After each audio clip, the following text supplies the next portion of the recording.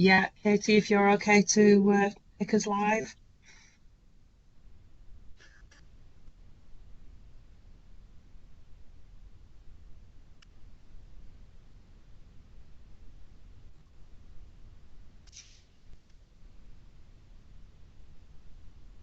Okay, we're live now. Okay, thank you. Okay, good morning, everybody. Welcome to October's West Yorkshire Police and Crime Panel meeting. Just to start the meeting, we'll start off with the introduction, and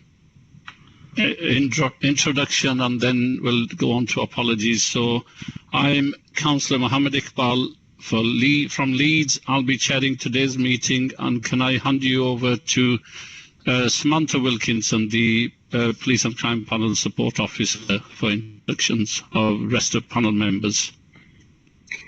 Okay, thank you. This morning we've got on the call, we've got Councillor Russell Brown of Bradford, we've got Councillor Richard Dunbar of Bradford, Mr Roger Grasby, independent member, Councillor Tariq Hussain from Bradford, Councillor Mark Thompson from Kirklees,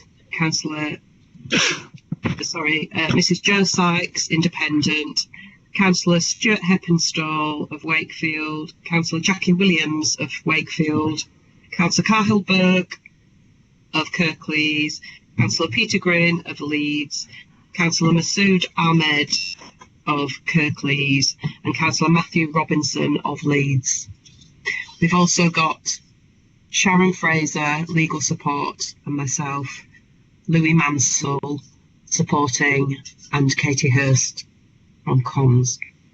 Thank you. Can I pass on to Commissioner's team? We've got the Commissioner of West Yorkshire Police and Crime, Commissioner Mark Burns-Williamson. And Mark, if you could introduce your team as well, please. Yeah, good morning, everybody. Mark Burns-Williamson, Police and Crime Commissioner for West Yorkshire. We've got Wendy Stevens on from my office, Research Manager.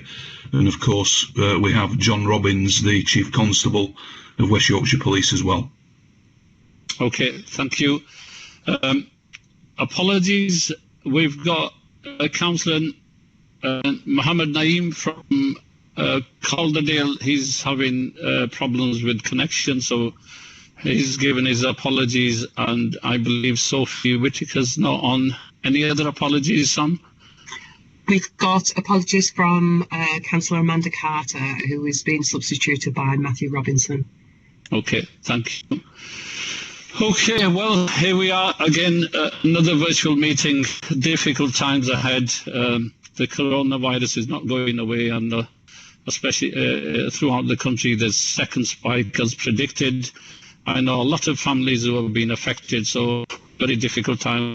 Have to strictly follow the rules in order to combat with this this disease. So thank you for coming. Can we go on to the minutes of last meeting? Can we approve that these are correct, or any comments from these minutes or matters arising? Okay, when I hear no comments, that means everybody agrees. Yeah, okay, we approve last meeting's minutes. And then the next item 3, to note that we've agreed an urgent item on the agenda due to urgency, which will be added. It's a point to note. Is there any members' declaration of interest? I'd like to declare an interest in this item of urgency, which relates to the appointment of independent members to the panel, please. Thank you, Roger. Similar, Chair, I'd like to declare an interest in the item that you've added as a matter of urgency. Jo Sykes. Thank you, Jo Sykes. Right, procedurally, I've got to read this script, so if you could bear with me, I'll be quick. Just for the for the information of members of public, if we have any listening to us, the monitoring officer has asked in liaison with the chief officer under paragraph 5.2, part 2 of the panel arrangements and rules for the conduct of business, that the following item be added to the agenda. That the wording of paragraph 1A.8.1 of part 1 of the panel arrangements and rule for the conduct of business be amended and replaced with the following. 1A.8.1 independent cooperative members will be recruited and appointed for a term of office of 4 years, unless otherwise determined by the panel in advance of the expiry of a term of office. I am of the opinion that this item should be considered at the meeting as a matter of urgency for the following special circumstances. Those special circumstances are that the amendment of paragraph 1A.8.1 of part 1 of the panel arrangements and rules for the conduct of business is necessary at this meeting in order to give effect to the decision taken by the panel at its meeting of 11th of September 2020 under item 12, independent panel member recruitment, which approved the postponement of a recruitment campaign for the independent panel members' roles and endorsed the extension of existing appointments, whose terms of office would expire on 31st of October 2020 without the extension until at least May 2021, both in light of recent development regarding a West Yorkshire devolution deal and in line with extensions given to elected members and the PCC role until elections in May 2021. As the matter of the extension of the term of office has already been approved by the panel, I assume that panel members will be happy to approve the amendment. So therefore, can I ask if panel members are happy with the postponement of amendment? Now, I won't take votes from everybody, but if anybody has any comments, objections on this report, or if we're all in favour, you can remain silent, and if there's any person who's not in favour, you can mention your name.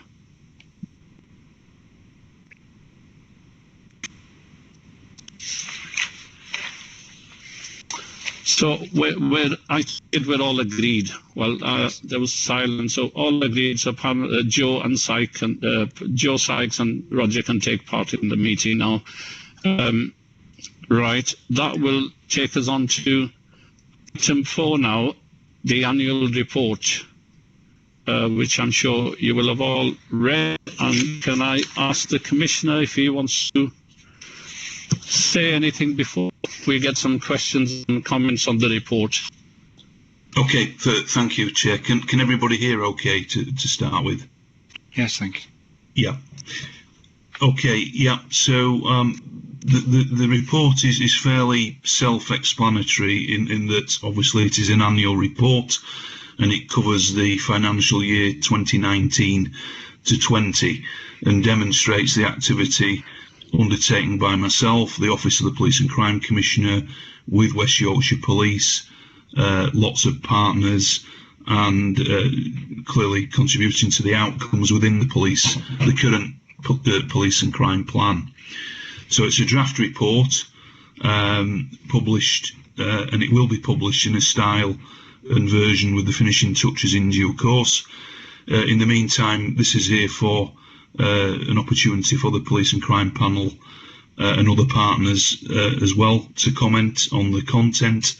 The report takes a similar format to previous years, with chapters covering each of the police and crime plan outcomes, and we've tried to illustrate some of the case studies, particularly around partnership activities and achievements, which makes it more readable, shall we say, for people that are interested and who want to have a look at this. Clearly, Chair, as you've already said, we are living through very uncertain and challenging times still, and echo your sentiments in obviously trying to support our communities and everybody to get through this period together. And this edition, though, actually pretty much covers the period just before the pandemic actually started, as we know, in mid to late March. But clearly, the challenges since then have changed somewhat, and that's why we needed to bring this report to this meeting, and obviously the draft police and crime plan to the next meeting, because there is a sequencing there that makes sense as well. So just a few headlines in terms of achievements that we've highlighted. Clearly a lot of funding still and engagement that we've managed to secure in early intervention projects tackling serious violence, particularly through the establishment of the Violence Reduction Unit, and that's sort of highlighted on page 5. And there's an awful lot of work going on, and had a meeting only yesterday actually with the director of the VRU, and I think we'll be probably reporting at a future panel meeting regarding the wider work of the Violence Reduction Unit.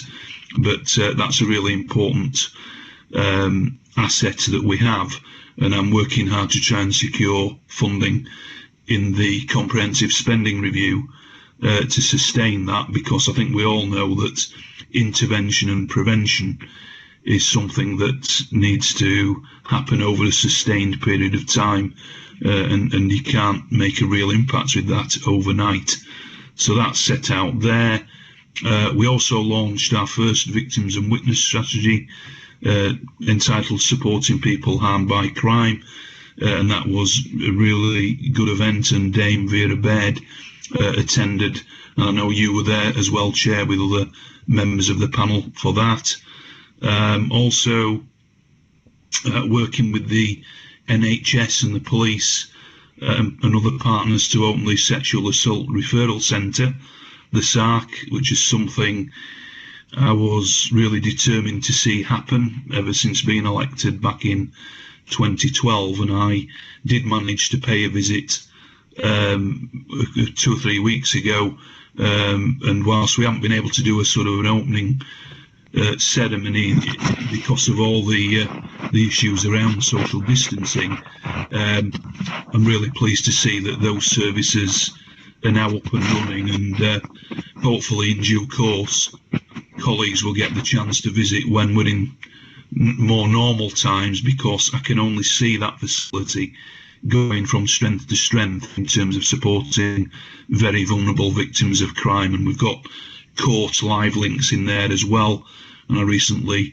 met with Judge Curl at Leeds Crown Court, and he's very happy that that's available as now to deal with what are called Section 28 cases through the courts, which is very welcome given the issues that the courts are facing as well.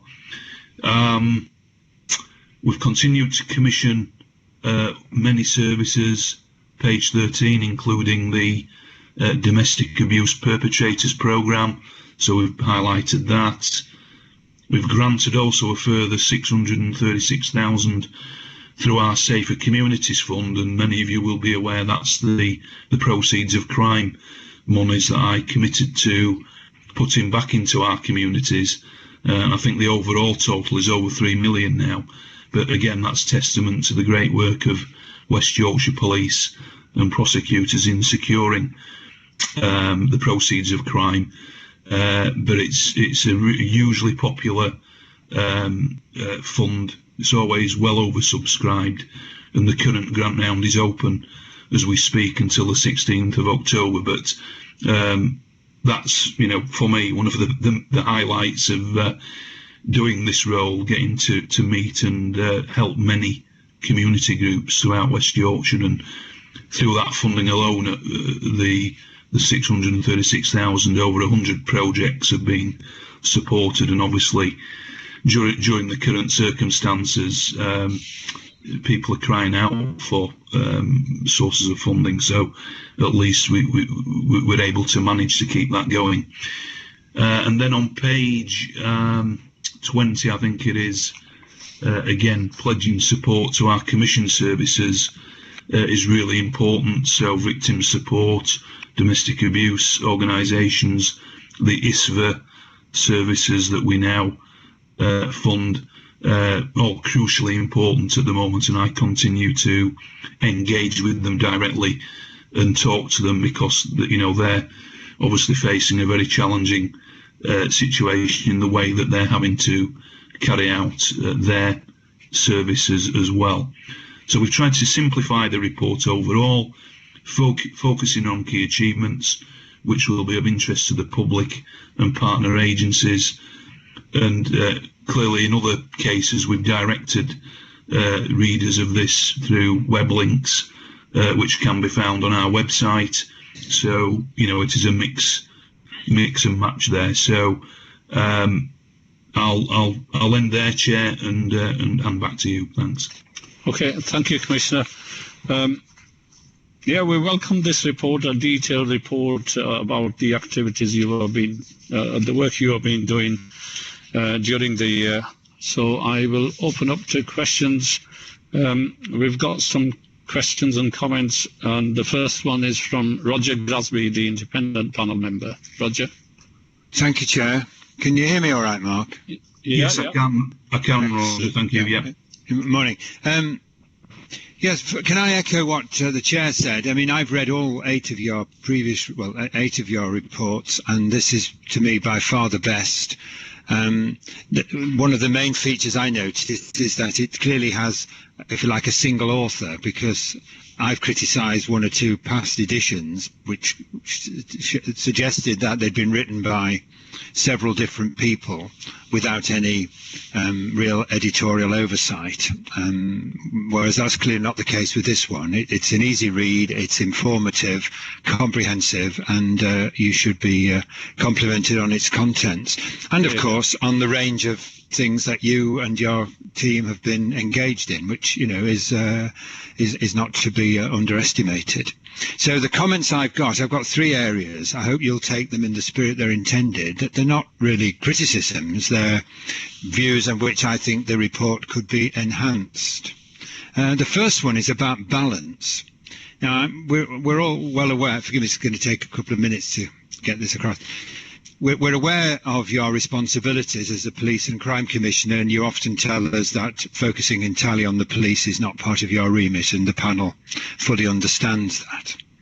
But uniquely, you are the governance arrangements for the police, whereas all other partners described in your report have their own governance arrangements, and your responsibility for them is quite different than it is in relation to the police force. And because of that, the feeling is that perhaps the balance of what you report in this annual report is slightly too geared towards partners and their activities, and not enough on the work of West Yorkshire Police. So it's about balance.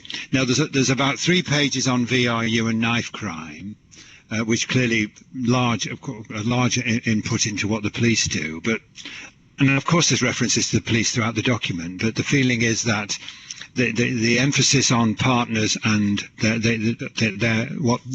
initiatives and projects is perhaps too much, and that the balance could be better struck with more about the police. So that's the first thing. And then running directly from that, number 2, is that one of your statutory responsibilities is to hold the Chief Constable to account. And apart from a section called Community Outcome Meetings, ironically written under the COVID part, which of course doesn't actually fall within 2019-2020, there's very little about what you've done with the Chief Constable. For example, you basically diarise in parts of the document what you did in April, May, June, and so, and we would recommend that you do something similar to your regular meetings with the Chief Constable, so that, for example, you might say that in, I don't know, June 2019, in your discussions with the Chief Constable, you majored in on X, and as a result, the Chief Constable agreed to do Y, and in September you followed that up, and you saw these improvements, and in November you discussed something completely different. That's something that the panel's talked about in the past in relation to the police and crime plan, but that is, if you know, I think number 1 on your list of statutory responsibilities is holding the Chief Constable to account, and the panel feels that it doesn't come out as strong as it perhaps should do within reading the report. And then the third thing also relates to the police, is this age-old subject that the panel has been raising for several years, which is about outcomes. whether you want to call it convictions, we used to call it sanction detections, that sort of stuff. Now, we know we promised a paper at our November panel on outcomes, but that's not going to appear in this annual report. We know, for example, that conviction rates have roughly halved over the past 5 years from national data. And for certain crime types, such as rape, for every 100 rapes that are reported by a member of the public, only about 3 result in a conviction. Now, clearly that's not all down to the police, but it is part of the criminal justice system. And if you're a victim of rape, how on earth can you possibly pretend that the criminal justice system works for you? So some extra information, which is of relevance to the public, we believe should be included in the report. So they're the areas that the panel, through me, think would improve the annual report, give a greater balance, provide more information to the reader. And then I've just got one small pedantic-y thing. There's a couple of references to this year. And given the report covers 2019 and 20, it could be made a bit clearer, I think, by putting the year in rather than saying this year, so that everybody's absolutely clear which year you're talking about. So that's my contribution, Mr. Chair. Thank you, Roger. Thank you for the questions. Commissioner, do you have any comments in response?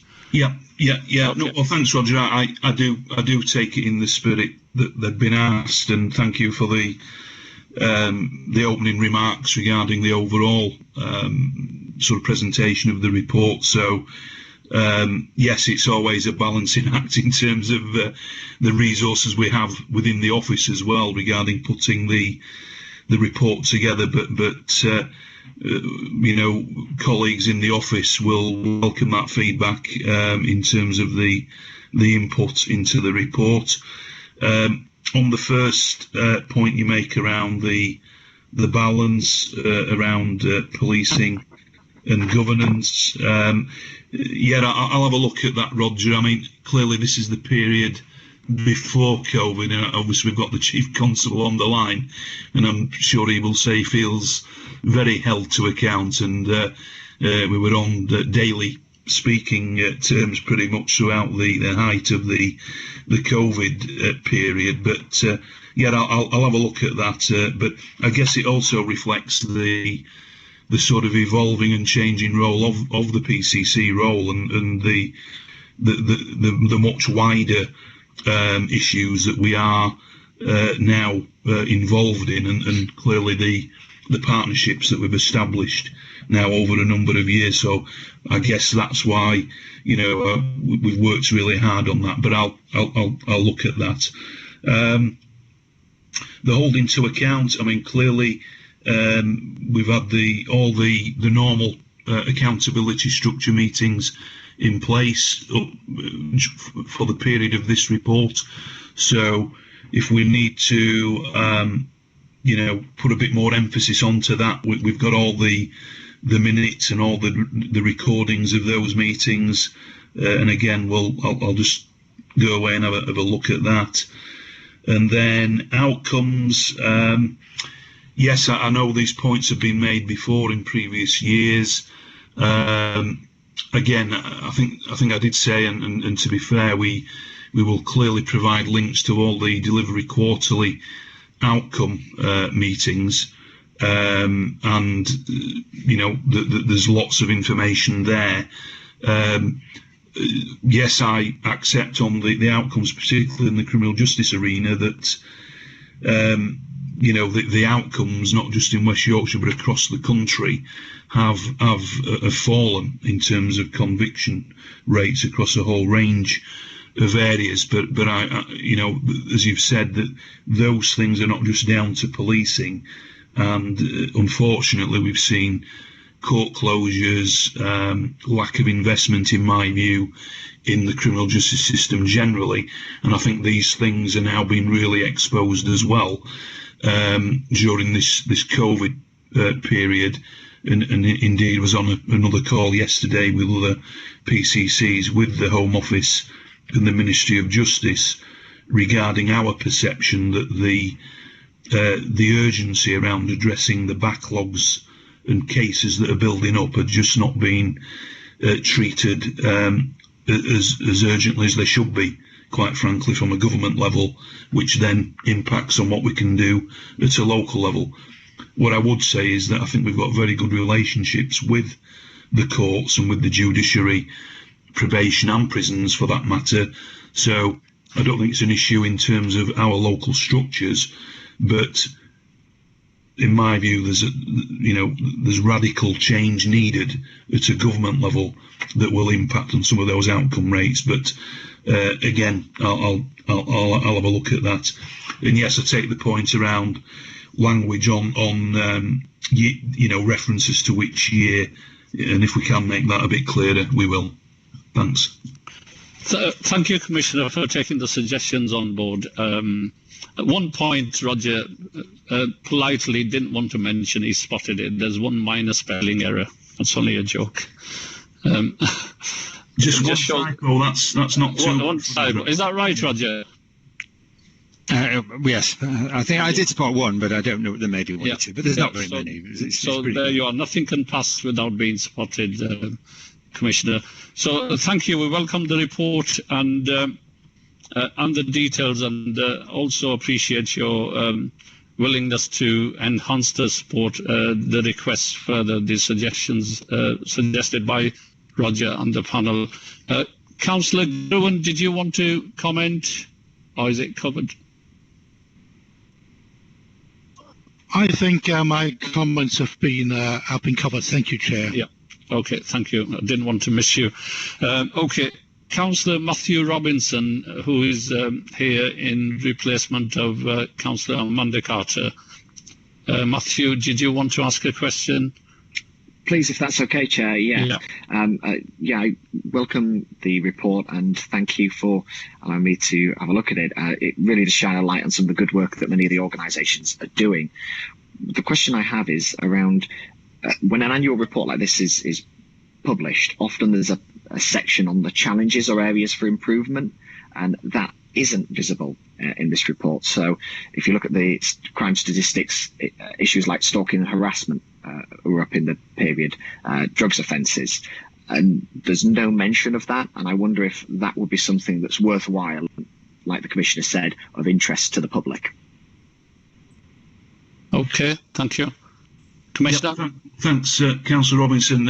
Yes, so clearly the foreword is vacant at the moment, and I will probably be reflecting on some of that within the foreword, but that area is very much more towards the terrain of the police and crime plan, setting out the challenges and what our plan is to address them moving forward. So I will reference it in the foreword, but the refreshed police and crime plan is the one to really address the challenges ahead.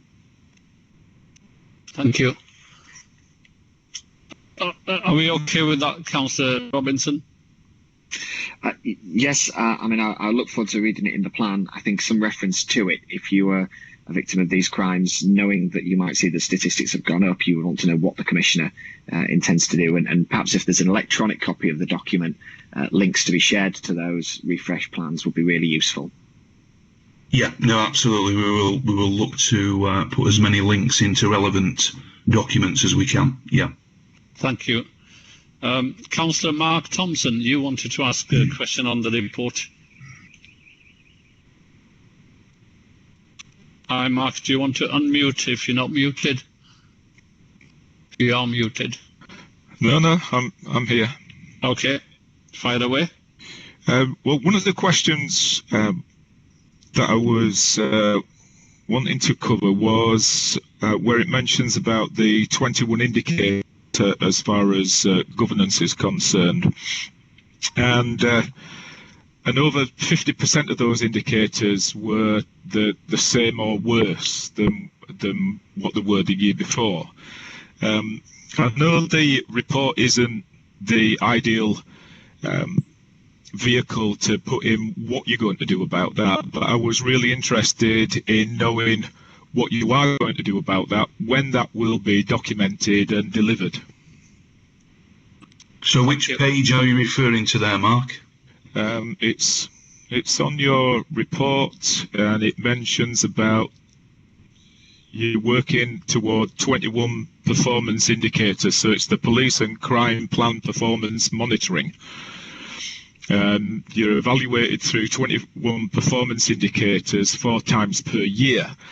And then what it goes on to say is that more than 50% of that, so it goes on to tell us what's been bettered, but it also tells us briefly about several of them, the indicators remain the same, and some have become worse. And I was really interested to know, therefore, what do you do with the ones that are the same and worse than the year before, reference to targets and moving forward with the police? Are they targeted? Are they put into a report? Yes, they are. So in the delivery quarterlies, that's where we have the conversations that cover all the outcomes in the police and crime plan, and clearly through monitoring the performance against those, if there are deteriorations or causes for concern, that's where we obviously I discuss with the Chief Constable, and we agree what action needs to be put in place. What I would say is that since this the data within this annual report, many of those indicators have improved since then, which is evidence of clearly action that we have taken since then. But Wendy, I don't know whether you wanted to comment in terms of some of the processes as well. Yeah, the delivery quarterly that we have goes through each of those indicators and looks at where they've improved or stayed the same, or indeed decreased. And then we look at the reasons behind this.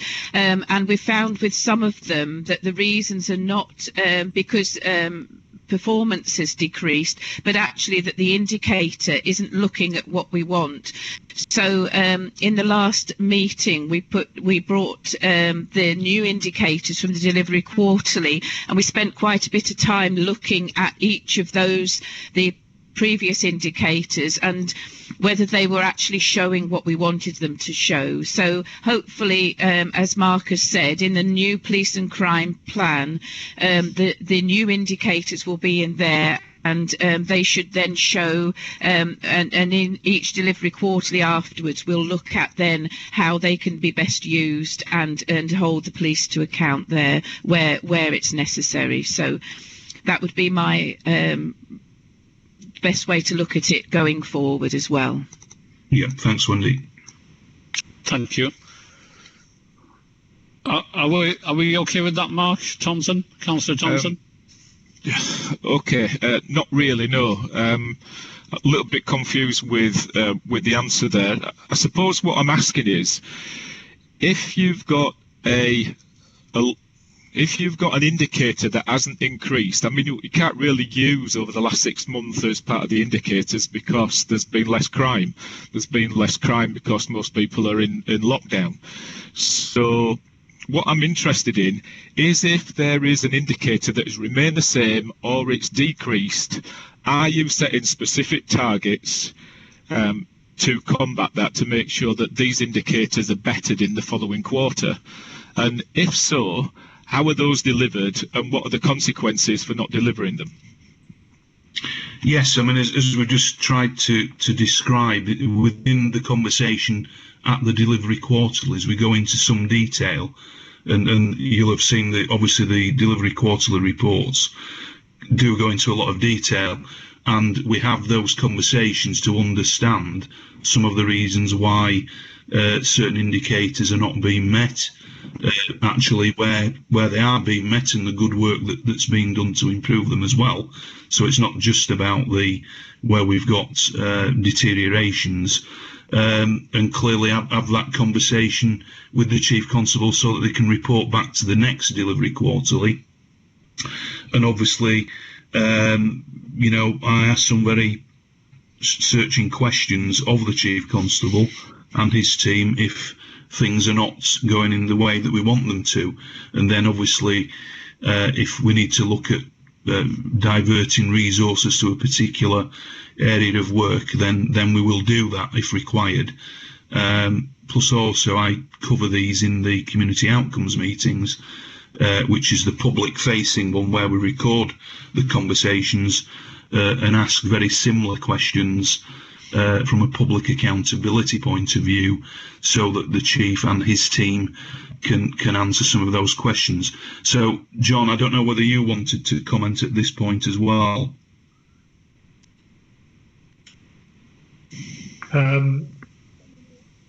The debate seems to be about the accountability of policing and the interrelationship with your responsibility as a commissioner for the totality of policing.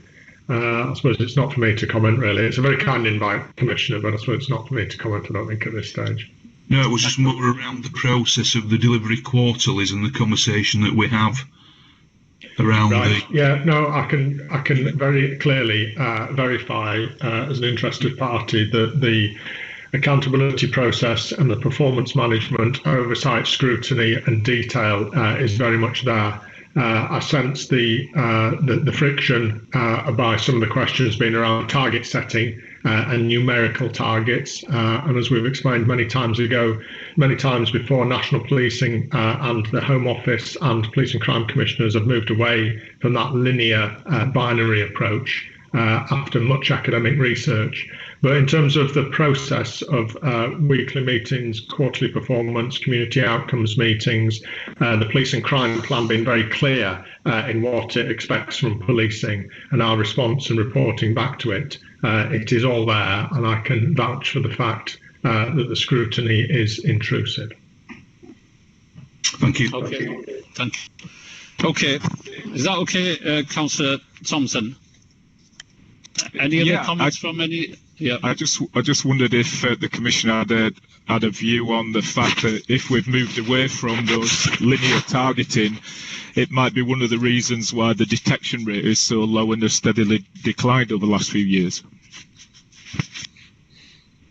No, I think there are many other reasons as to why that is the case, including the loss of nearly 2,000 police officers and staff since 2010, and the rebuilding that we're having to do into investigative teams, detectives, and as I've already alluded to, some of the real issues within the wider criminal justice system. So I don't think it's just one thing. I think there are a number of things, but we acknowledge that things need to improve, and they are. But it's it's quite a difficult process to turn that around overnight with all these other issues that are outside of our gift in many ways as well. Okay, thank you, Commissioner. I think we need to move on now. Does anybody else have any comments or question on this report?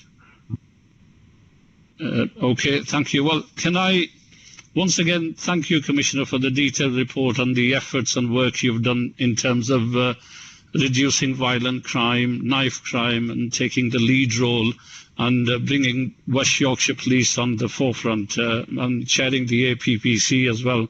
We commend all the hard work and effort, so thank you for this detailed report. Now, we'll move on to item 6, which is diversity, equality and inclusion update. So the report is attached. I'm sure everybody's read it, but Commissioner, do you want to give some comments before we take questions on that? Yeah, thanks, Chair. As you've said, there's a lot of information in there, so I'll just give a quick overview and then open it up for questions. So, as we've set out a bit of the historical context, of course, dating right back to 1993 with the death of Stephen Lawrence, and in many ways this has been an ongoing debate since then, and clearly more of late the Black Lives Matters movement as well, bringing us right up to current day.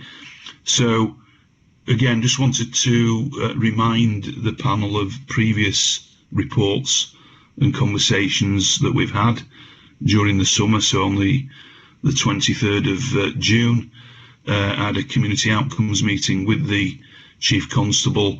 We probed a number of public questions around potential bias, discrimination and racism issues, and that's filmed and is available on my website. We had the police and crime panel on the 17th of July, where we discussed the issue of enforcement notices during the height of the COVID period and the new legislation that was brought in, and some of the impact that was potentially having, particularly in our more diverse communities.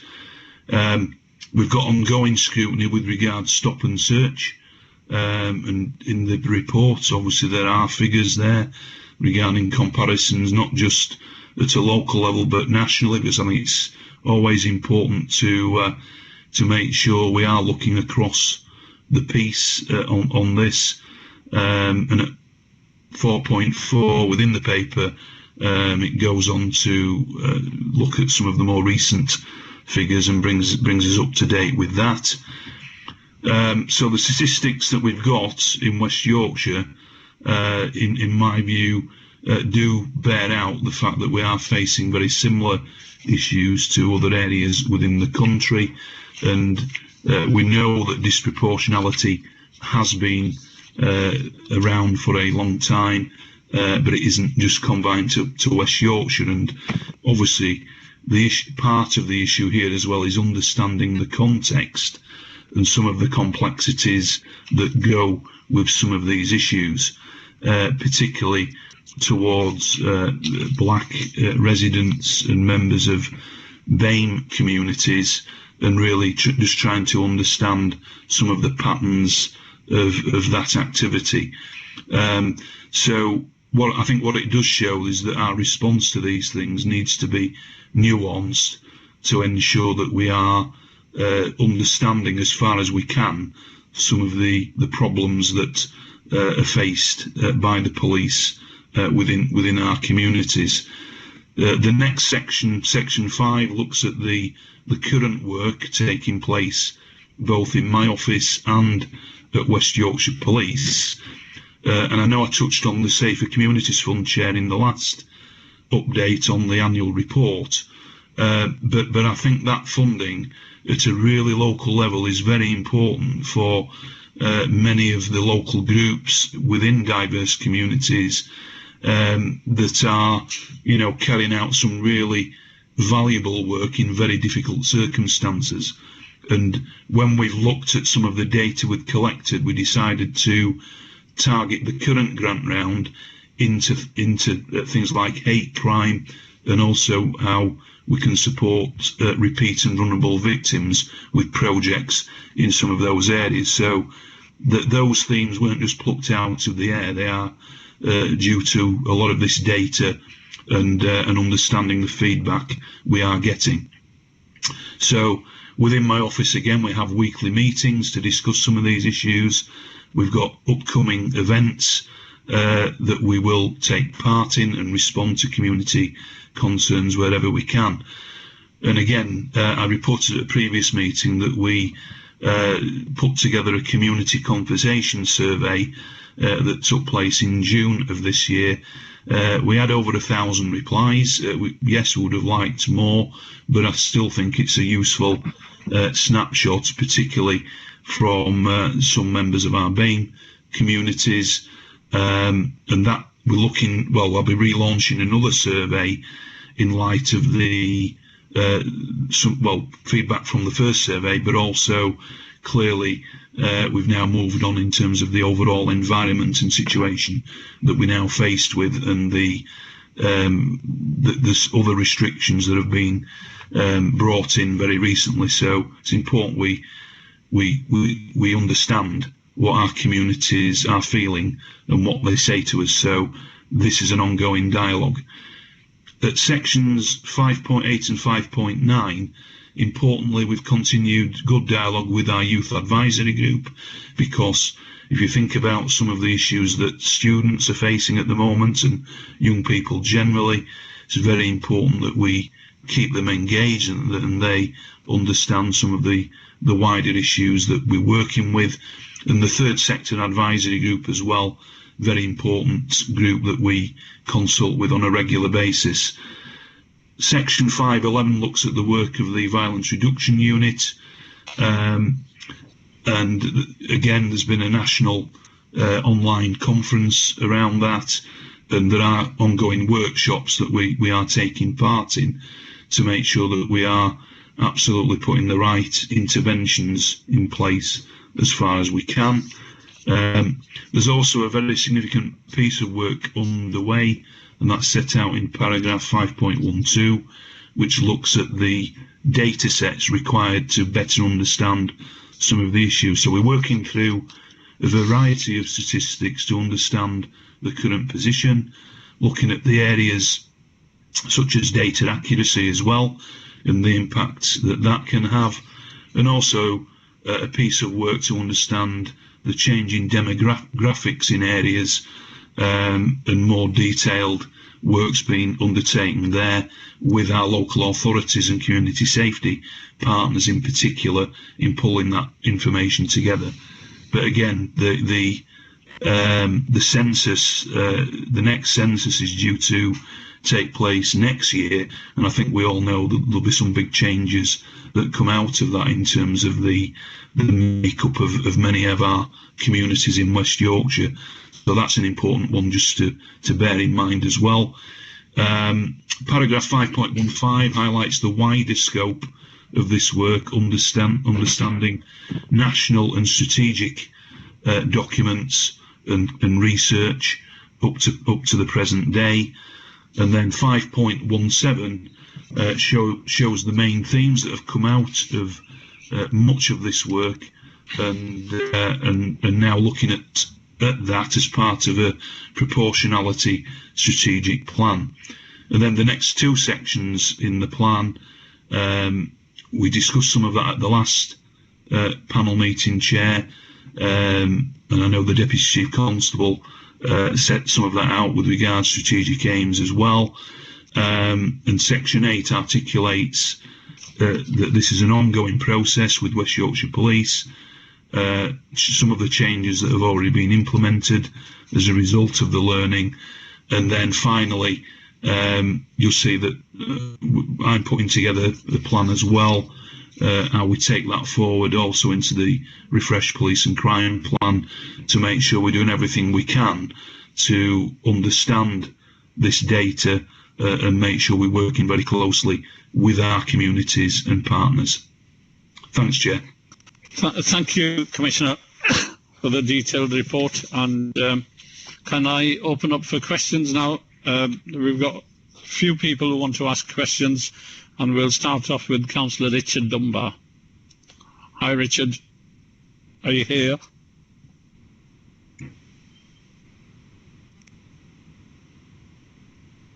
Richard Dunbar, cause the reason why I say are you here, because he keeps going off with his connection issues. So we'll move on to Roger Grasby, and then if Richard comes back, we'll give him the opportunity. So Roger, do you want to ask a question on item 5? Yes, I didn't think it was in this order though, but never mind. Mark, I'm in relation to stop and search. I'm always interested in this sort of catch-all phrase that stop and searches are intelligence-led. So what do you understand by intelligence-led, and more importantly, what inquiries do you make to ensure yourself objectively that the intelligence is bona fide and not generic and generalized and can be justified? Yeah, well, we adopted something called the best use of stop and search process that was introduced by the Home Office about 3 years ago now, I think it was, and that clearly sets out the ways in which stop and search should be conducted, very much like you say with that term, intelligence-led. So this is something I've discussed with the Chief Constable and previous Chief Constables for that matter, and it is very important, it is used in a proportionate way where there are reasonable grounds to suspect criminal activity wherever that takes place. And clearly it's a very sensitive issue. It has been for a number of years, and that's why it needs to be done very carefully.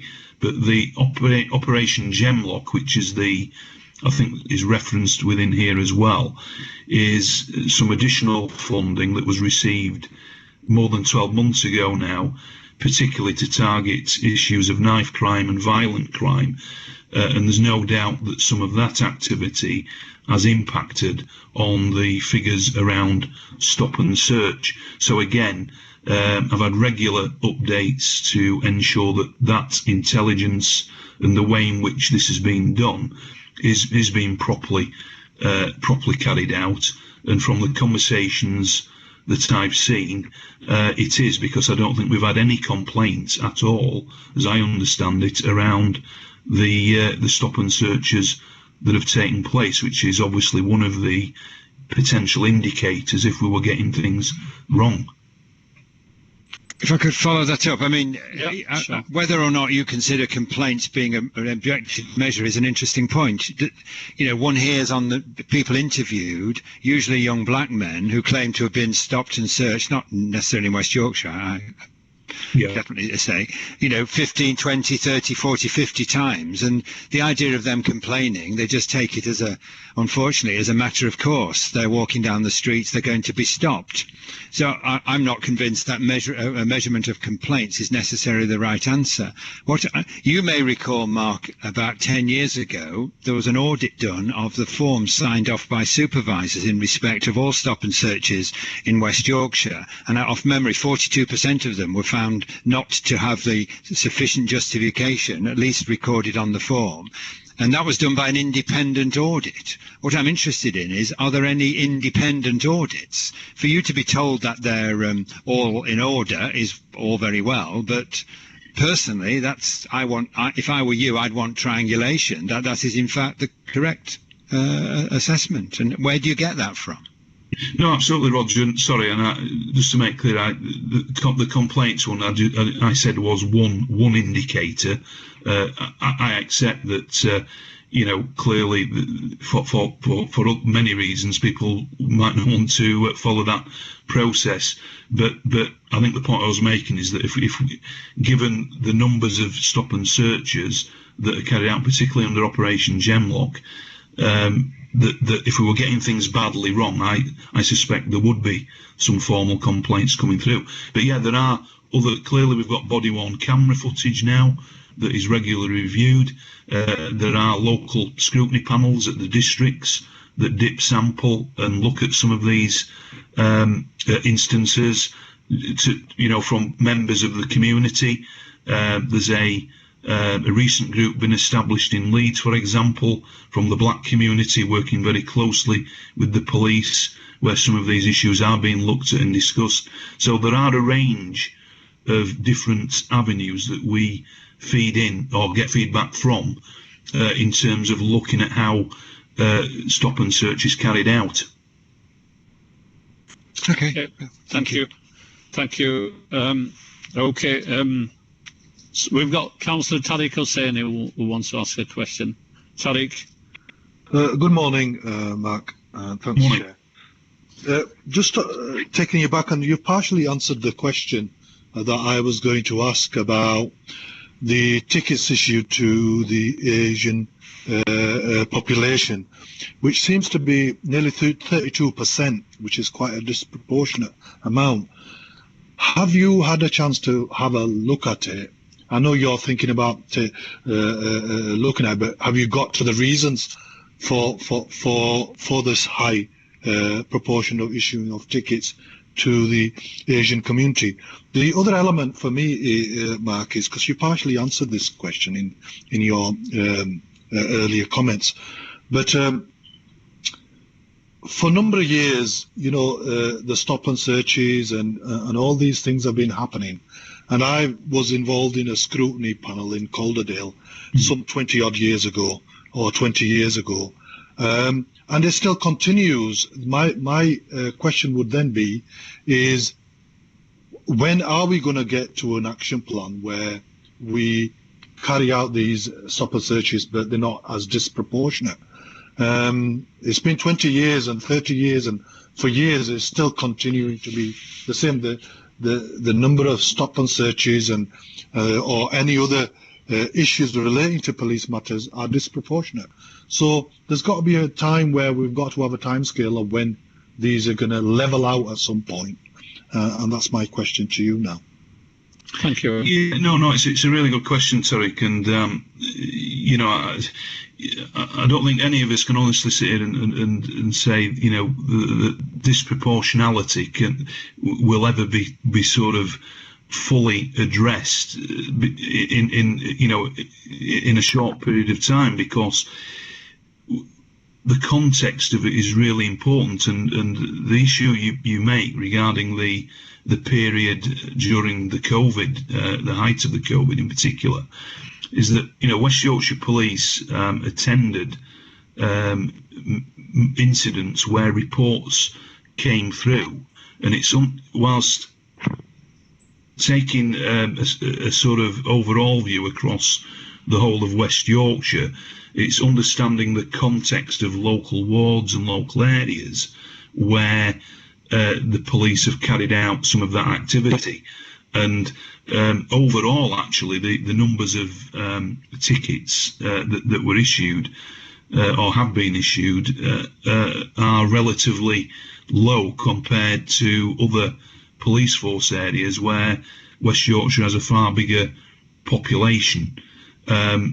So I did reference, so if you look at paragraph 5.12, we're looking at that whole range of data there around use of force, taser use, custody incidents, stop and search, complaints, intelligence, and right at the end of this report, I'm setting out a plan of how I will take this forward in establishing a task and finish group on this area, where, you know, we can look even further into some of these equality and diversity issues, so that we can fully understand what lies behind some of the disproportionality.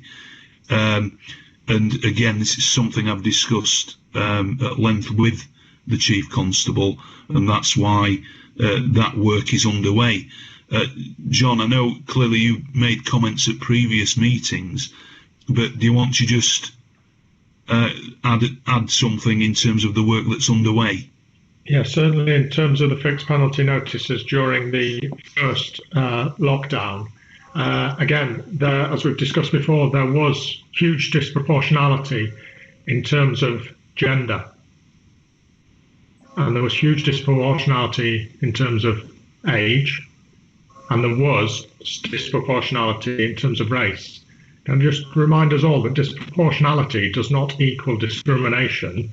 It's disproportionate. Now, within there may be elements of discrimination against men, and there may be elements of discrimination against young people, and there may be elements of discrimination against people from Asian in the background in the terms of West Yorkshire. So our disproportionality in terms of the gender, age and race under the National Independent Review was similar or lower than the national picture. But please don't misinterpret my comments as complacency or defensiveness. But it's just this careful use of language that not all disproportionality means discrimination necessarily, and we mustn't jump between the two. In terms of the wider work around stop search, there is clearly always going to be more to be done. The sort of key element of those stop searches that result in the seizure of drugs or the result in the seizure or arrest for offensive weapons are going up, and they're at some of the highest rates ever, giving an indicator that they're in the right place. But the scrutiny of the frontline officers who undertake stop search across West Yorkshire has never been so great as it is now, in terms of what the Commissioner has articulated in terms of body-worn video, in terms of independent scrutiny through panels, in terms of the best use of stop and search scheme, in terms of Her Majesty's Inspectorate of Constabulary independently review stop searches and give recommendations, as do they do under legitimacy inspection. and there's still disproportionality. So some of that may be to do with bias and unconscious bias, but it may be to do with circumstances beyond the control of policing. And just to finalise on Roger's point about intelligence-led, that's under the National Intelligence Model, bearing in mind victimology, those people who have been robbed, assaulted or abused within the street, and offender descriptions or detail, plus location, plus intelligence of crime types, brings us into the areas. So the latest around Operation Gemlock, around knife crime, that put us into 4 wards, 2 in Bradford and 2 in Leeds. Saw high levels of stop and search, saw reductions in crime, but showed no disproportionality in terms of the people who were stopped and searched compared to the street population. So it is a complicated, complex process. And we are alive to it more so than ever before, but it's not that we haven't been alive to this for the last 30 years, as the Commissioner says, but we're welcoming of scrutiny, we're welcoming of challenge from communities, and we're desperately trying our hardest to get academic research, locally and nationally, to try and get behind some of these issues. I'll talk later about what I'm doing to make sure I'm eliminating where I can bias and discrimination within policing, but it's not just within policing this. There's a whole load of other issues at play. Yeah, thanks, John. Okay, thank you, John. Sadiq, are we okay with the answer or response? Yeah.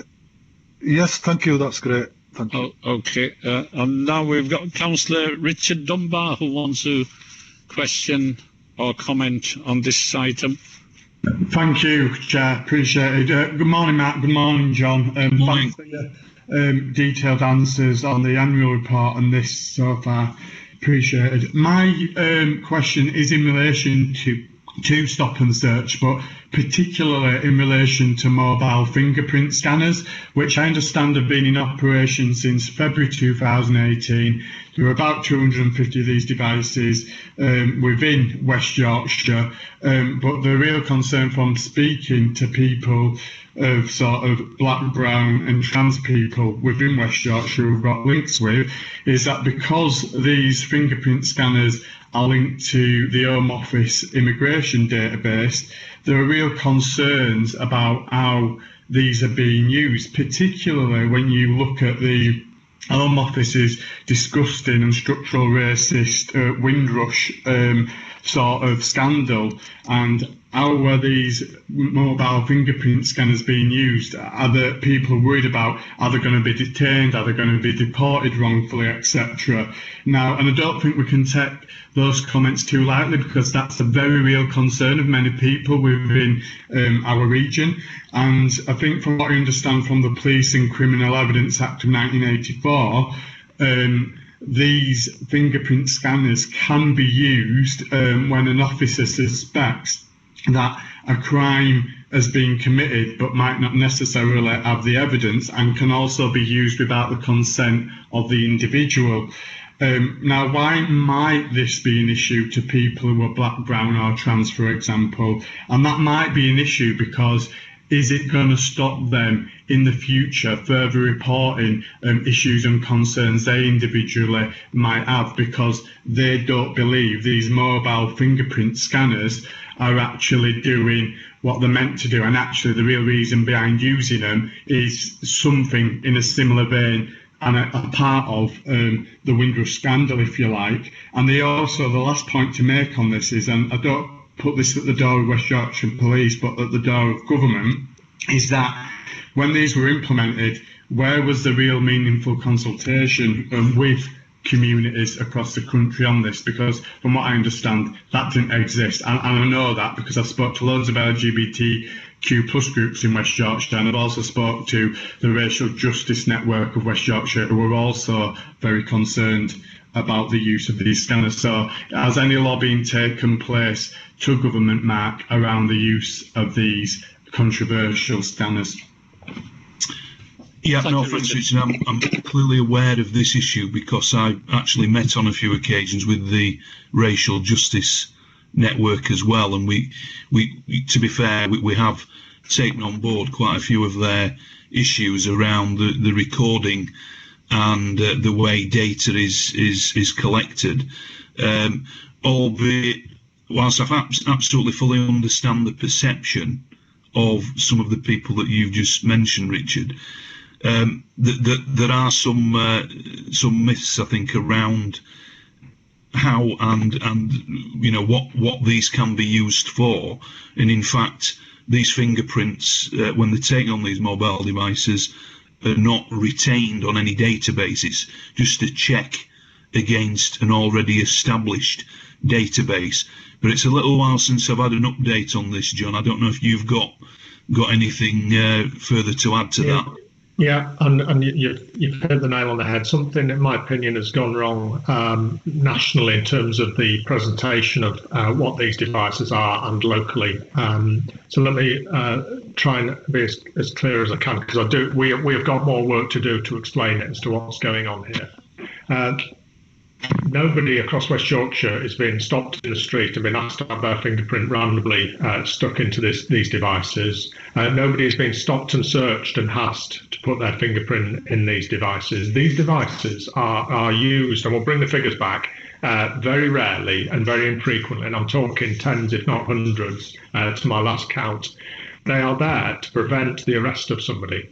So the device is used under Section 24 of PACE when an offence has occurred and an officer needs to report somebody for summons or to arrest them. They need to establish their identity. So prior to them being and previously, we would arrest somebody if we were not happy with their identity under Section 24. So the purpose of these devices is actually to prevent arrest. At that point, the officer will say, right, if you're willing, can we confirm your identity? And if it comes back, then that's fine. The issues about other databases that they're linked to is not a matter directly for Home Office police forces. That's a matter for Home Office. But maybe if we bring back to the panel the numbers and some case studies where they've actually been beneficial to the community in that sense. So just to reassure you, we're not randomly, routinely across West Yorkshire asking people to stick the finger into one of these devices. It's governed and controlled very strictly, and it's primarily there to avoid somebody's arrest and stop them having to be brought into custody to identify who they are. But I think what set it off nationally is the link to other border force databases and things. And I'm just trying to weave the two parts, not related in terms of Home Office forces. Does that make sense? So I think we should bring some figures back, because they are used very, very lowly, as you say, Mark. Yeah, and just to come back to Richard as well, on the national level, Richard, I have raised this through the Association of Police and Crime Commissioners. I think that they are establishing a new group which includes sort of biometric sort of aspects. So I can certainly raise it again through there to find out if there are any national figures that can be brought together. No, that's really helpful, that Mark, and thanks, John, for that explanation. So figures at a future meeting, maybe the next meeting, if that's possible, Chair, that'd be really, really helpful. So yeah, thanks for the explanations. Thank you. Okay. Councillor Robinson, do you think there's a question, or are we okay with the response so far? I do, if that's okay, Chair. Yeah, sure. It's two quick points that the Commissioner wanted to comment on, and some clarification from John, if that's all right, as well, from the Chief Constable. I appreciate this is an incredibly complex matter, and the data that's being shared, the Commissioner's already said, there's more to be done around getting the right data.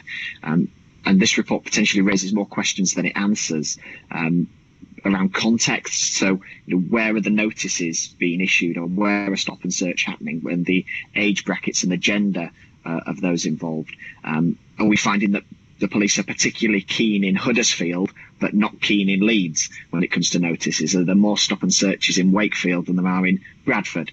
And getting to the grips with some of that data would be really useful. The second point for the Commissioner is around victims of crimes.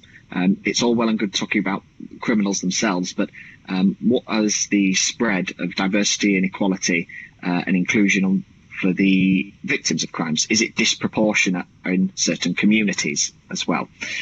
And for the Chief Constable, in response to Councillor Hussain, you talked about stop and searches and drugs being found and knives being found. Are you suggesting that at the moment stop and search is working here in West Yorkshire? Thank you, Commissioner. Okay. Yeah. No. Thank you.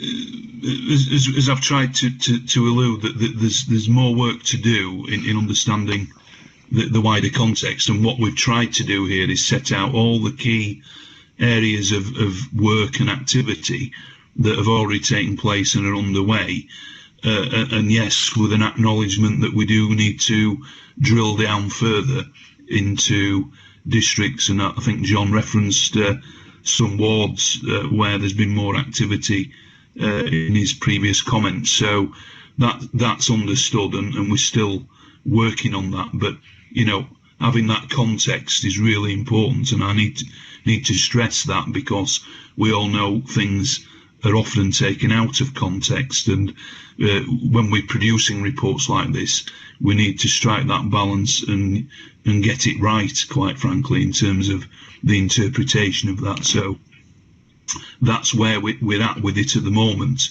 and the action plan set out at the end hopefully starts to address how we're going to do that moving forward with some of the extra work. And then on victims, yeah, I mean, absolutely, you know, I commission the core victim services contract in West Yorkshire through victim support. We're doing an awful lot with victims and witnesses, and they're absolutely, you know, at the centre of certainly what I do and what we do within West Yorkshire Police. So we can get some figures on that as well, in terms of the question that you've posed. But you know, it's a good question, and we absolutely do try and support victims as much as possible, and that's why I've extended a number of services within the core contract of victim services. John, did you want to come in on the other point? Yeah, thank you, Commissioner. Yeah, so we do look at victimology, obviously, as well. I mean, some, you know, very brief statistics around, you know, if you're from an Asian background in West Yorkshire, you're more likely to be the victim of shoplifting, you're more likely to be the victim of arson, and you're more likely to be the victim of robbery. If you're from a black background in West Yorkshire, you're more likely to be the victim of bicycle theft, robbery, theft from the person, and public order offences. And again, that is, you know, it's complex and it's difficult. It's dependent upon crime and localities, and it's not as simple as that. So we do feature into that. What got resonating in my ears, which we've seen in all of the 5 local authorities, is around disproportionality across all different areas. So when I used to work in Kirklees colleagues will remember this, that there's certain parts of the district where you're more likely to be subject to a teenage pregnancy, that your teeth are going to fall out, your life expectancy is lower, you're more likely to be the victim of the crime, and you're more likely to witness crimes in certain areas. And again, it's a complex area that fits in with societal issues as well. In terms of stop and search is one of a number of tools that we use around street violence and around robbery and knife-enabled crime. It is not the answer to it. I'll just remind you and bring you back to the Commissioner's report. Half of all stop and searches happen in London. They have 22, if memory serves right, per 1,000 population. In West Yorkshire, it's 4. So we are a lot lower in the use of our stop and search. I believe we're getting it right at this moment in time, but we've got to do a lot more about that disproportionality gap as well to get across that. As much as anything, we're often there to protect communities, as well as in some people's eyes to have an overbearing presence, which is not always the case. So it's one of a number of tools, but we'll never say that is the answer to it. I'm sure you'd all agree with it. There's a whole host of other things we need to do around it as well. Thank you, Chief Constable. Matthew, are we okay with the answer response? Yeah, that's very welcome, and the information on victims would be useful. And if I keep eating sugar during lockdown, my teeth will fall out. So some lessons for me as well. Okay, thank you. 2 questions. I think Roger, there's Peter Gruen and Roger. Roger, did you want to do the deep dive question on PCSO's stop and search? No, it wasn't about that. It was about BAME PCSOs. Well, it was. I really had a question, a technical question, and I'll ask it. I wasn't going to bother, but PCSOs, can PCSOs issue fixed penalties under COVID regulations? That was my question. John, what's the latest in terms of it's hard to keep up with the regulations. They can be designated. We've issued all designations for all other issues, but we're not using them at the moment to issue fixed penalties in West Yorkshire. Okay. And could I follow that up? Does that also apply to special constables as well, John? No, special constables can, because I don't mean to sound very simplistic, because they're constables, and they have the full warranted powers of a police officer. They're just unpaid volunteers, whereas the PCSOs, we tend not to put into confrontational enforcement circumstances. Okay, thank you. Okay, thank you. Councillor Gruen, did you want to make a comment or question? I did, Chair. Thank you very much. Let me start by thanking both Mark and John for the clear leadership that they are showing in terms of diversity and equality and many other fronts, and that's acknowledged by the panel and very welcome. My area of questioning is really to relate this to the ongoing COVID situation. In previous meetings, I have said that the position of the police forces in the country is very unenviable. Because you're having to intervene in areas where people have lost a massive amount of personal freedom and where the regulations are now continually not understood because they are changing on an almost daily basis. And so there's a lot of misinformation, lack of information and misapplication, which makes the life of your constables on the beat, on the street, very difficult. And my anxiety, and I want you to comment on this, is that as we are about to go into further restrictions, and we've already seen from the survey that Mark described that more and more people are finding it more and more difficult to cope with the restrictions already placed on them, the life of police on the street, in terms of your resources, in terms of interpretation, in terms of people's growing lack of willingness to abide by them because they are becoming more resentful of what is happening, is putting you in a massively difficult spot. And I just wonder how you are combating that and the kind of measures you are taking to allow for those feelings of people and yet at the same time apply the law. Yeah, no, thanks, Peter. I mean, it's very perceptive in terms of the issues that you've set out there. And indeed, I had a piece in the Yorkshire Post this week really outlining my perspective on this, because we have to bear in mind this is principally a public health crisis, not one of policing or enforcement. And as we all know, we police by consent in this country. And I think actually so far, by and large, and certainly in West Yorkshire, the police have got that balance right through the engage, the explain, encourage, and yes, enforce where it's necessary. But of course, as you've pointed out, the big changes now are that crime levels have pretty much crept back up to where they were pre the height of COVID lockdown. And of course, the police have got to deal with all that, as well as attending more COVID-related calls. So, to be fair, and I know John will want to come in on this, and we've had these conversations, the police themselves don't want to be in this situation where they're having to police and enforce in many ways against the grain of why they joined policing in the first place. But obviously we're in a a national pandemic situation, with all of us wondering what the next announcement's going to bring, you know, whether it's from this weekend or Monday, and what that's going to look like. So the police are in a pretty invidious position, I would suggest, and clearly, and I did say this in my article, the government need to be really talking to local councils, police, much more effectively than what they are at the moment, because in certain circumstances, when they've made these announcements at a national level, the legislation then hasn't come in for a number of days after that, so that, you know, the police haven't in law been able to enforce the new regulations, because they haven't actually been in place until a number of days later.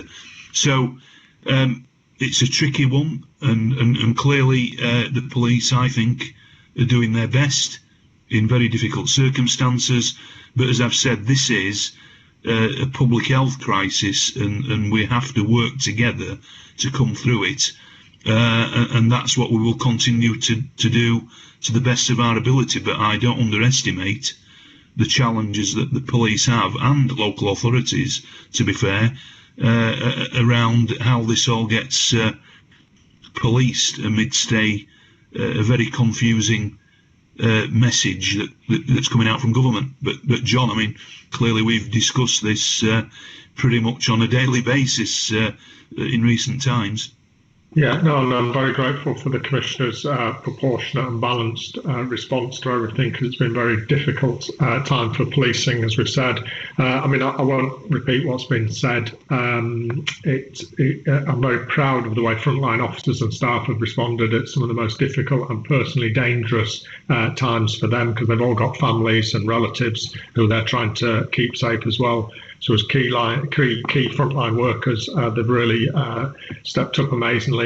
But we're here to support Public Health England, we're here to support the NHS, we're here to support local authorities in their bid to get a grip of the pandemic. As the Commissioner said, we can't enforce our way out of it. However, we have got a part to play, and each change in regulation just requires us to have the time and space to brief and update and inform our officers so that they're able and confident to use the powers.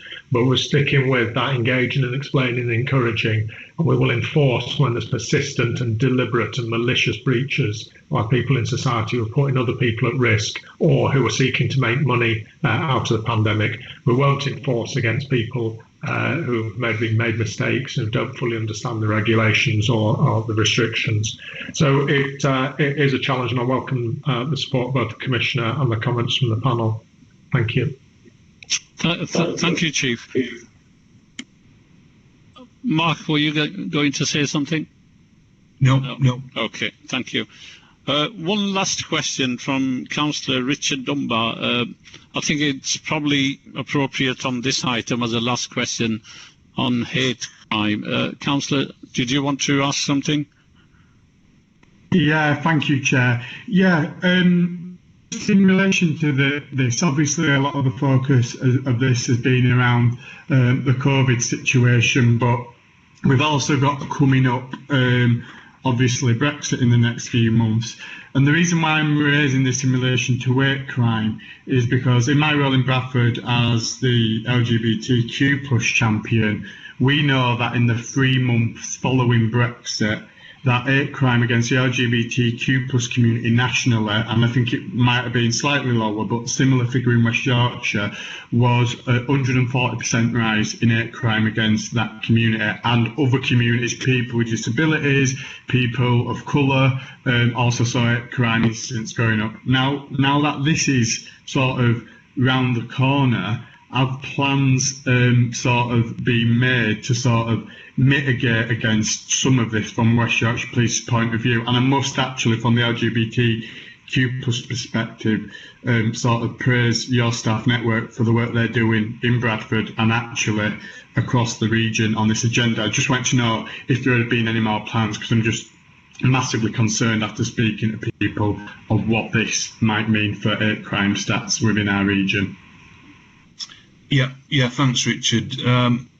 I mean, clearly, as you know, we're already, well, we do every year, but we're very involved in Hate Crime Awareness Week, and we've been running the campaign and getting messages out. We, as you know, as you've just said, at the district level, there are some really good networks in place for people to report in, and we're very, actually, as you know, proactive on people reporting hate crime, more so, I think, than many other places. So that, and there's no doubt, in my view, that's why some of our figures are often higher in terms of overall incidents, because we encourage reporting. So I don't necessarily see that as a bad thing.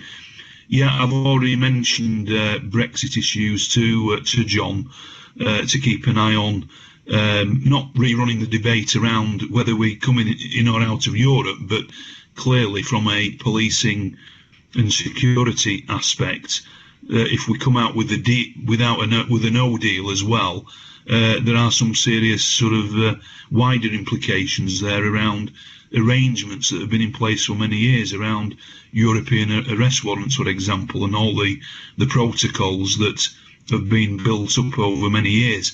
So they're really valid issues that I'm discussing with other police and crime commissioners at the national level, and I've already touched on it with John, and I know John's been at his National Police Chiefs Council meeting this week. So coming back to the West Yorkshire plan, yes, we will absolutely make sure that is in the plan, Richard, regarding any sort of spikes or intelligence that we may feel may result in increased hate crime. So that it's always under review in terms of issues that are potentially going to add to hate crime. John. Yeah, no, very briefly, it's in there in terms of the response and the build up to Brexit. Our response to hate crime is monitored at various points, daily, weekly, and responded to. So we'll build the resilience around early response, early resolution, early support with people and individuals. And of course, we're working with the local authority community cohesion teams, because hate crime comes out of a lack of cohesion and hatred within communities. So we're working with them. And I note you have positive comments about the staff networks. Thank you very much. Thank you. Final question. Sorry, Chair, just to add as well, okay. Sorry, I should have mentioned it, but clearly, I think we're all concerned regarding the level of online abuse and activity, and I saw that Ollie Lynch had, raised this from a pretty horrific case that she's dealing with, and I think that is absolutely something that needs looking at further regarding the level of sort of abuse online, because in a sense the fact that more people are at home or not in sort of normal workplaces is potentially added to that regarding just the sheer numbers of people who are online. Okay, thank you, Commissioner. Somebody wanted to come in. I know Carl Burke wants to ask a question, but is that you, Roger? Yes, please. Okay, yeah, Roger. Oh, thanks. I was going to ask a question under the current issues of the Commissioner, but it links with Richard's question. This morning, the BBC released a report under FOI. It's on the BBC News website, into homophobic hate crime, and it's published figures that have shown there's been a 20% between August last year and August this year increase in homophobic hate crime. But more significantly, it mentions West Yorkshire amongst the three forces which show the biggest increase. So that's today. That's out today. Now, so my question would have been, and it still is, I suppose, is, and it's obviously too early for colleagues to respond, but to ask for the Commissioner to talk to the Chief Constable about this and produce something back for our next meeting, if only preliminarily account for a response to this particular survey when they've obviously had a chance to read and digest its contents. Great idea. Thank you. Yeah. I mean, yes, I've heard those headlines this morning, Roger, and as I've said, we constantly talk about this and review it, and that, in my view, there's an element here of the recording standards, as you know, that we've adopted in West Yorkshire, and the proactivity around actually asking people to come forward and report these things. But of course, that's only one aspect to it, and we do need to look very closely at what's going on. So we will absolutely come back on that. Okay, thank you, Commissioner. Final question on this is Councillor Carl Burke. Final question. Yeah, thank you, Chair. I was waiting patiently. I think Roger may have pushed in there with the question I was going to ask based on the figures that have been put about today. Listening to Radio 4 on the way in, it was stating that new figures have revealed that West Yorkshire has retained its position as the worst place in the country for disability hate crime. Now, I know these figures are quite new. Some of it is in the media as well today, apart from on the radio. I appreciate that reporting is good. More people are feeling more confident in reporting this. But the charities seem to be suggesting that that's not the case, and it's not down to people just being more confident in reporting, that there's some more underlying issues perhaps. Now, I know these figures might be a bit new to be able to respond to now, and as Roger has said, perhaps in the next meeting or a future meeting, we could discuss this a little bit more, and you could add a little bit more context as to why we seem to be the worst. And I think that's for 3 years in a row as well. Okay. Thank you. Thank you, Chair, I mean, it's obviously a similar response to the last one. Yes, the figures have just come out, so we need to look at them and understand what's going on. As I've said, my belief is, and I actually spoke at the Disability Hate Crime Conference in Leeds last year, and there's some really excellent local groups throughout West Yorkshire who work with people with disabilities. And, you know, we've run joint campaigns around mate crime, which is something you've probably heard of, around that people who befriend people with disabilities for all the wrong reasons. So there's definitely that aspect to it. I think they've reported over the increase over 3 years. So sometimes it's a little bit misleading around the rate of increase, because it's actually pretty much stabilised in the last 2 or 3 years. And in fact, at the time they've taken it from 2017, I think it is. That's clearly when we had the big uplift in the data, the crime data recording issues. And what really frustrates me is that areas like Greater Manchester are currently not reporting anything in, because their systems are not fit for purpose. And clearly, you know, we're always, let's be honest about this, a place like West Yorkshire, the 4th largest police force in the area in England and Wales, it's always going to be up there in terms of the volume, because we are one of the big 4 metropolitan police forces in England and Wales. So that, in that sense, that isn't a surprise. But obviously, we do need to understand the wider picture and address the issues wherever we can. Thank you, Commissioner. Okay, we'll finish on this item and move on to the next item, which is item 7, Commissioner's response to any current issues. Commissioner. Yeah, thanks, Chair. I think we've in a sense covered what I was going to say on the COVID-19 situation. I mean, obviously we're all wondering what the next announcements are going to be, and clearly council leaders, including West Yorkshire council leaders and Judith Blake in particular, have been very public around the lack of consultation and dialogue around that, and I have to say I share that view. So, you know, we'll keep that under review. We're getting regular reports in through the local resilience forum around the joint working, and to be fair, each of the local councils have now put in place some additionality around environmental health officers and licensing matters, working with the police at certain times, so that's helpful. So that's being developed as we speak, and I think we were notified of some additional funding yesterday, which I'll be talking to the Chief Constable about, regarding an action plan of how we use that funding, because it has to be spent on COVID-related activity.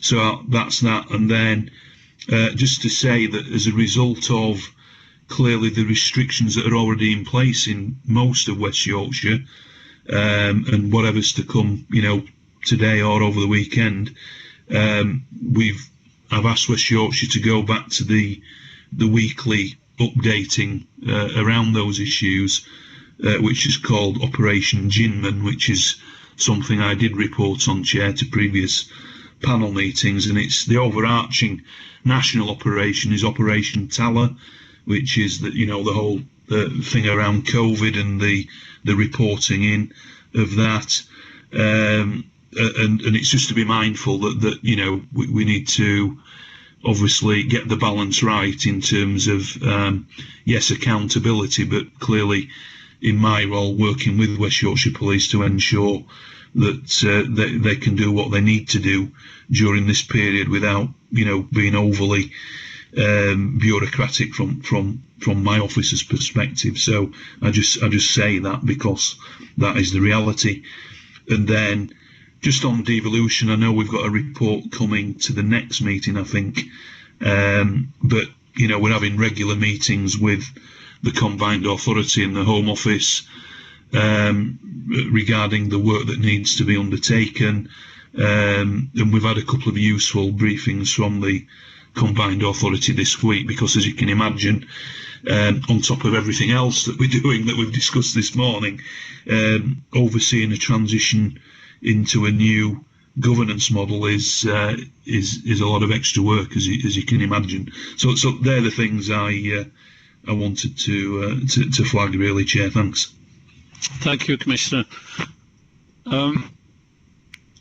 I've got Mark Thompson who wanted to ask a question on, and then I'll open it up for the rest of colleagues. Councillor Mark Thompson. Yes, Chair. Sorry, I'm having a senior moment here. The only other question I've got down here was on the statistics of detection, which I'm not sure that it goes with this agenda point.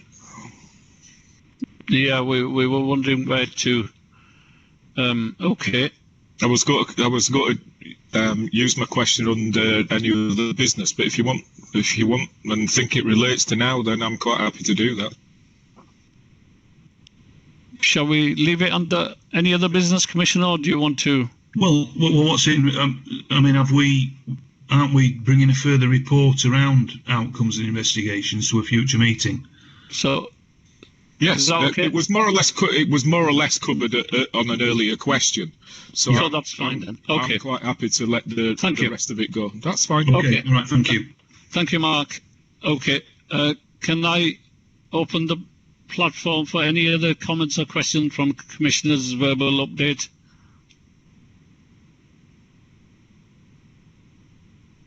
Anybody? Chair, if I could, just a quick comment.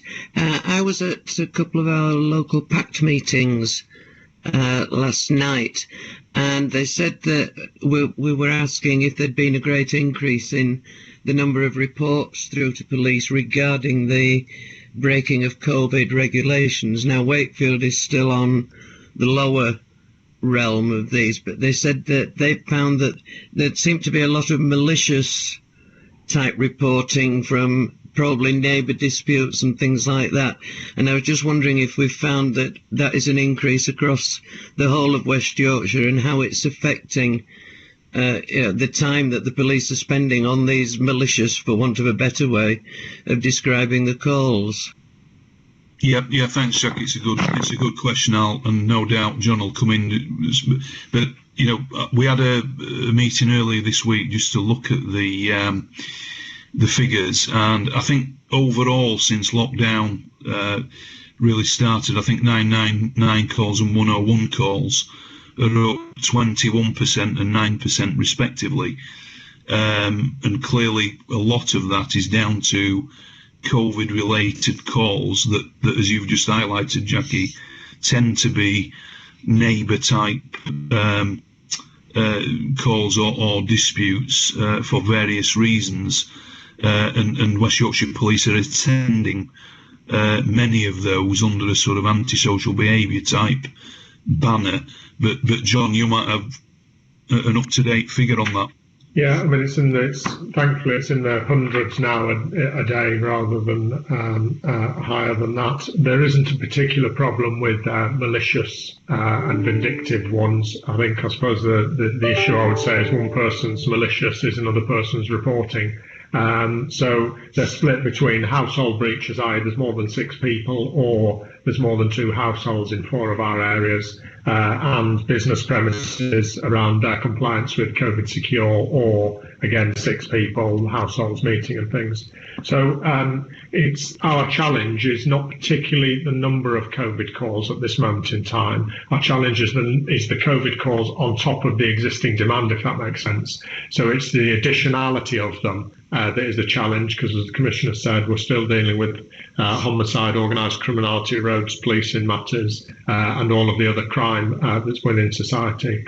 So we'll have another quick spin through it and check, but there isn't a particular issue other than the odd malicious one. It's more about neighbours not being happy that other neighbours have reported them. Okay, thank you. So, and I believe there's going to be COVID marshals, so hopefully that should help in terms of enforcing the government social distance rules and etc. Yeah, Chair, I'm very much looking forward to the local authorities' plans that they should be bringing forward about what they're going to do and how quickly they can get them on board to assist the Public Health England approach. That will be good. Thank you. Thank you. Okay. Sorry, Chair, I have to say that clearly there was an announcement of 60 million in total, 30 million split between policing and local authorities, and when you split 30 million out over 200 odd local authorities, it really doesn't go very far, I would suggest. Yeah. Okay. Chair. Okay, thank you. Yes? Chair, sorry, just a question that's popped into my head on the back of what was just said there. Has there been any discussion about PCSOs taking on some of the COVID marshal roles in light of previous answers and what was just said now? I mean, it's an operational matter, but John, do you want to comment on that?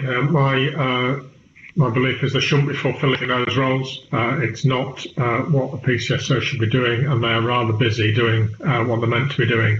The local authorities, it looks like, have been given funding to employ people to do it.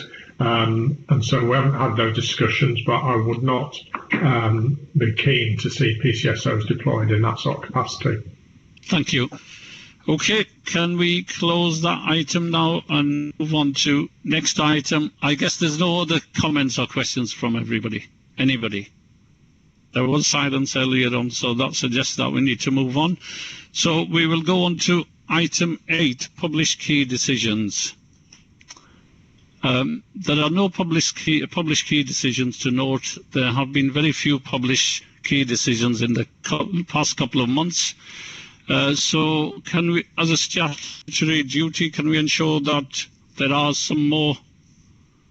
Yeah, I think... can we have an update? I checked this morning, Mohammed, because I made a number of decisions that would need to be, recorded on there. So I think it's the person that's that updates them onto the website's been off. So I just need to find out. But yeah, I'm on to that one.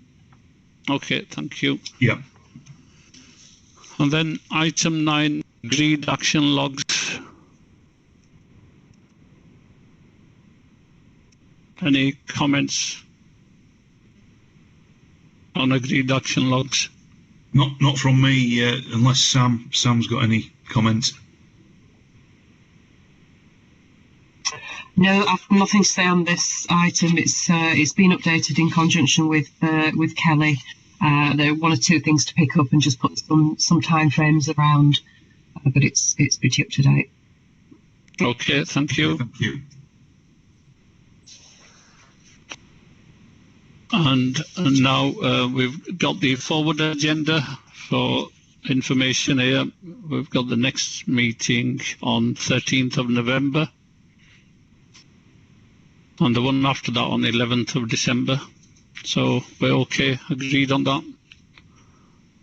Yeah, just to say, Chair, that I mean, obviously we agreed to this one today being an extra session. So obviously I'm pleased we've been able to fit these in. But again, I would just ask you to bear in mind, and I'll talk to you before the next meeting.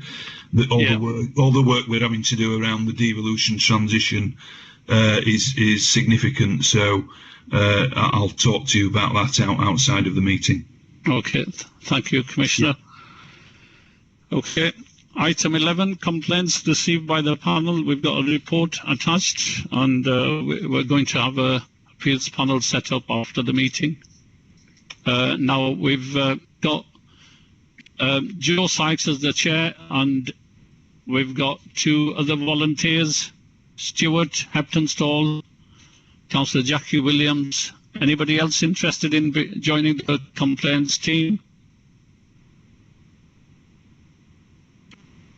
Okay. Is that agreed by the 3? Joe and Stuart and Jackie? Yep, that's fine. Agreed, Chair. Okay, are we okay, Jackie? Yep, fine by me, thanks. So, Sam, does that mean they continue with the meeting once we finish the meeting? No. Do we agree another day? Yeah, I'll sort something out and we'll do that at another point. Yeah. Oh, okay, thank you. Thank you. Any other business from anybody? Okay, there's no other business. That means the next meeting will be on Friday the 13th of November. So can I thank... I hope that's not an omen, Chair. I know. I didn't realise until I read it. So can I thank the Commissioners team, panel members and support officers for supporting today's meeting, and thank you very much. I know these virtual meetings are not easy in comparison with real meetings, but it's difficult, challenging times, and we have to live with these difficult times. So can I thank everybody? We will continue. The panel members will have a little discussion. I think we've got a bit of time on some items there, but Commissioner's team is free to leave if you want to. Is that okay, Sam? Sorry, yes, that's fine.